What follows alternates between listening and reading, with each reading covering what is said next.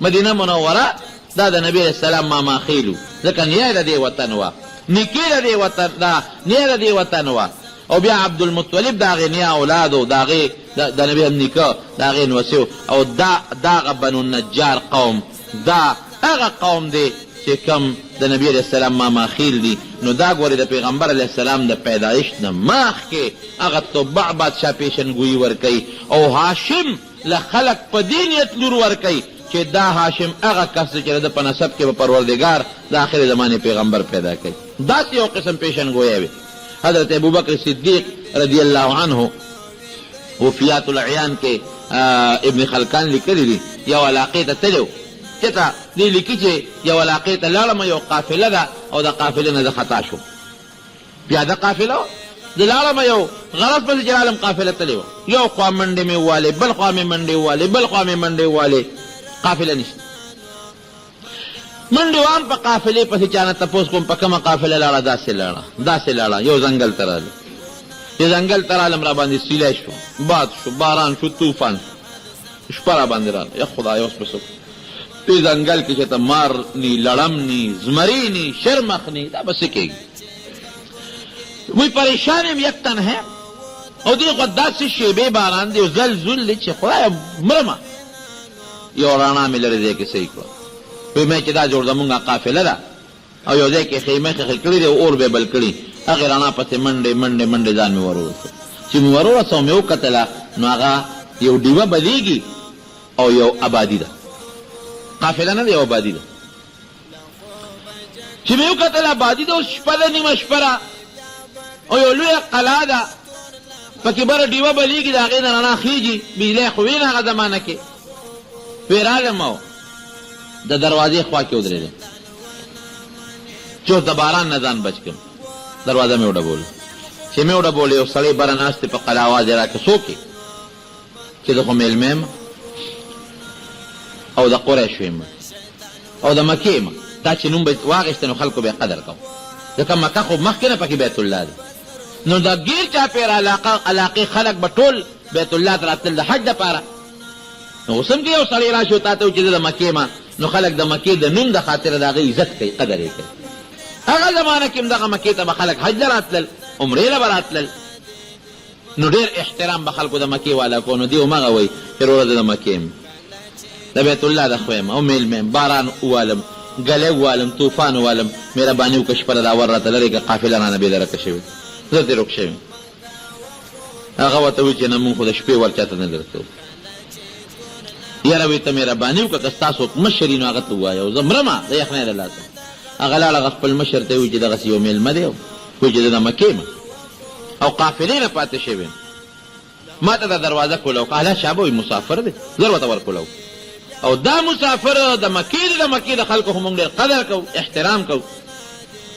وی دروازې راته کوله وکړه وی چې کوله ویې کړه میلمه یخني دې شوې ده ډېره زیاته اور یې راته بل کړه ګرم یې کړم ډوډۍ را باندې وخوړه او حتی چې دا هغې محل کې دغې دا چې کومه قلعه ده دې کې چې کوم مشر و هغه په خپله راکوشو او زما ډېر قدر او عزت یې وکړه په ما یې ډوډۍ وخوړه ډیوه بلیږي ما ته داسې نیغ ګوري زه ډوډۍ خورم دې ما ته نیغ ګوري وی هغه څوکیدار ته وایي چې مهرباني وکړه د شپې ښه بستره ورکړه او د ځان له کوټه ورکړه چې دې پکې وده شي او سار به زما د اجازت نه بغیر به نه ځې هېڅ غم مه کوه مې چې صاحب ما نه قافله تلې ده ما ته خو لار نه معلومه هېڅ غم مه کوه تا به مونږ نوکران به درکو تا له به مونږ سورلی بندوبست وکړو تا به مونږ مکې ته رسو ته زمونږ عزتمن میلمه وی خوشحاله شو وی شپه مې تېره کړه چې سار رڼا شو هغه سړی راکوش چې راکوشو ما ته نیغ ګوري او ډېر په شوق راته ګوري او ښه ډوډۍ ناشته یې راله راکړه او ډېر زیات زما عزت یې وکړو زه د زړه کې ویم چې دا سړی ما پېژني څه زما دونه قدر یې وکړه چې دونه به سړی د پلار او د استاد زمونو کې لکه راځي چې زما څومره عزت کوي او زما څومره قدر کوي ته څوک دی وی خیر چې ما ته وي میلمه دمه شوې چې راځه میلمه چې در باندې سیل وکړم مې چې صاحب دا کوم ځای ته زه راغلی یم دا کوم ځای دی وی چې دا خو زمونږ د عیسایي مه پادري مه او دا زمونږ ګرجه ده زمونږ عبادت خانه ده عموما هغه زمانه کې چې به کوم غټ پادریانو نه هغوی به چې د ځنګلو کې یا د غرونو په سمڅو کې په غارونو کې به ناست و خپل عبادتونه به یې کول دا زمونږ ګرجه ده، د عیسایي پادري مه د عیسایانو مشر، او دلته کې زمونږ د ګیر چاپېره علاقې دا خلک راځي او دلته کې عبادت کوي او زه پکې دی ریم ځنګل کې. وی راځه، وی روان شومه، یو ځای راته ښیي، بل ځای راته ښیي، وی یو کوټې ته یې بوتلم. وی چې کوټې ته یې بوتلمه، هغه کوټه کې 3 بوتان دي د کاڼي. وی دې ورته مخامخ ودرولم چې دې ته ګوره. وی چې ما هغه بوتانو ته وکتل نو په دې زړه کې وایم چې ابوبکر خوب یې نه او که ویښه ده. وی ځکه چې ښي طرف ته کوم بوت و هغه زما و، بلکل زما ډیزاین دی او زما نقشه او هغې خاندي اوس. او وی چې کوم منځ کې بوت و نو دا زمونږ په کلي کې یو هلک دی چې د هغه نوم محمد دی صلی الله علیه وسلم. دا خو لا نبي علیه السلام د نبوت دعوه نه ده که ډېره مخکنۍ خبره ده. دا د هغه بوت دی، د هغه شکل دی، بلکل هو به هو د هغه شکل. او چې ګس طرف ته کوم بوت ولاړ دی دا د حضرت عمر بوت دی. حیران شومه چې یاره دا ښي طرف ته زه یمه، منځ کې د نبي علیه السلام مبارک نوم واغې چې د هغه دی، او ګس طرف ته زما بل ملګری دی د مکې عمر، دا د هغه بوت دی. دا څنګه چل شوی دی؟ دا بوتان زمونږ چا جوړ کړي دي؟ او دا بوت خو چې چا جوړی خو مخامخ به ورته سړی ناست نو هله به تصویر جوړی که نه. چې یو سړی ته مخامخ نه ناسته ته د هغه تصویر خو نشي جوړول، دا خو ډېر ګران کار دی.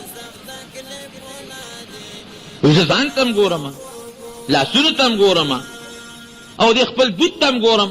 وایي هغه سړی ما ته وایي چې سوچ مه کوه. وایي بیا چې زه ویښې مه کودېم، وایي ویښې.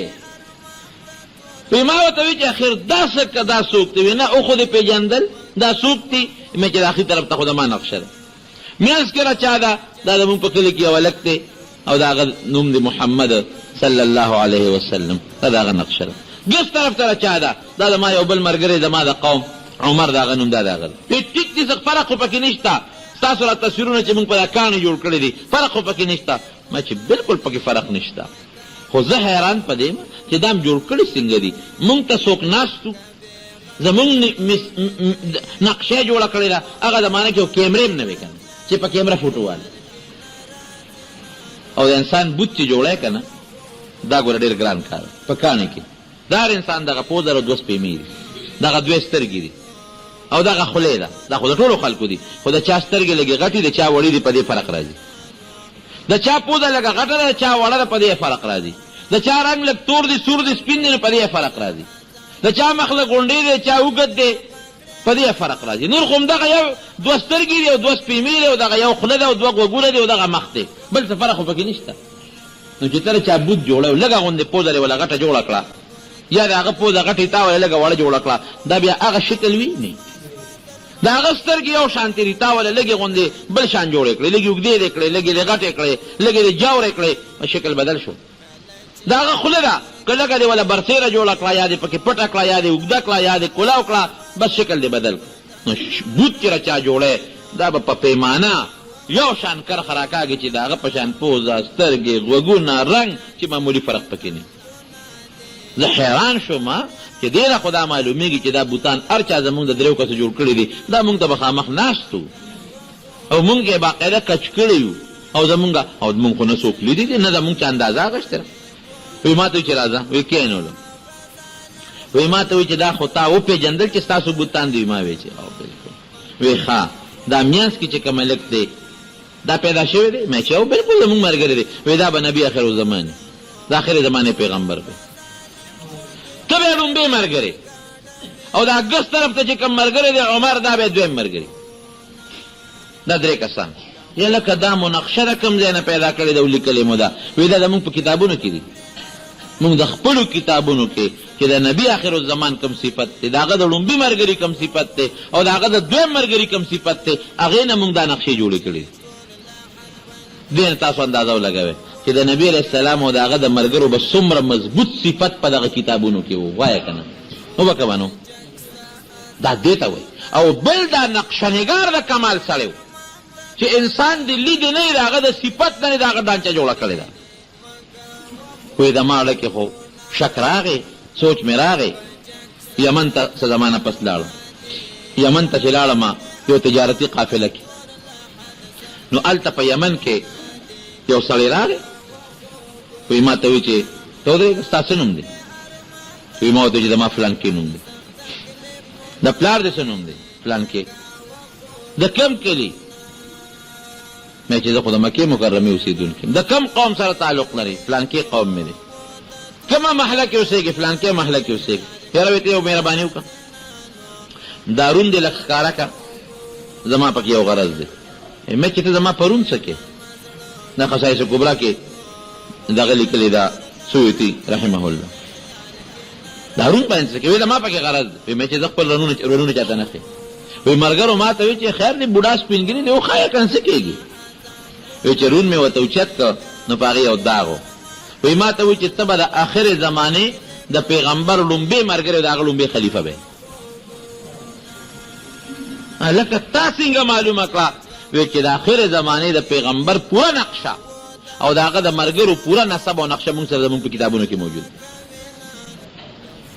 زمانه تېرېده، خبرې تېرې شوې، ډېر کلونه پکې واوړېدل. هغه دور دی چې نبي کریم صلی الله علیه وسلم د نبوت دعوه وکړه. نو په ټولو مرګرو کې لومبی مرګری په بالغانو کې چې هغه ایمان راوړی دی هغه حضرت ابوبکر صدیق رضی الله عنه. نبی علیہ السلام سره مرګری وکړه، دوستانه